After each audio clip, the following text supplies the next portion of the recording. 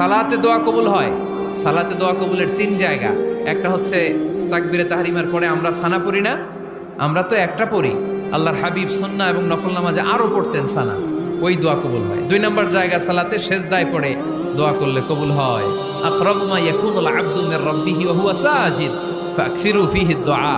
বান্দা যখন সেজদায় লুটিয়ে পড়ে, বান্দা আল্লাহর সবচেয়ে কাছে চলে যায়। তা কিন্তু বিশ্বনবী বলে, সেজদাটা তোমার রবের কুদরতি পায়ের উপরে পড়েছে। সেজদায় পড়ে দোয়া করেন।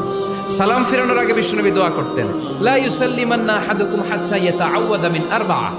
আল্লাহর হাবিব বললেন, চার জিনিস থেকে পানাহ না আছে আমার কোন উম্মত যেন সালাম না ফিরায়। তারা যেন পড়ে, আল্লাহুম্মা ইন্নী আউযু বিকা মিন আযাবিল কবর, আউযু বিকা মিন আযাবি জাহান্নাম, আউযু বিকা মিন ফিতনাতিল মাহইয়া ওয়াল মামাত, আউযু বিকা মিন ফিতনাতিল মাসিহিদ দাজ্জাল।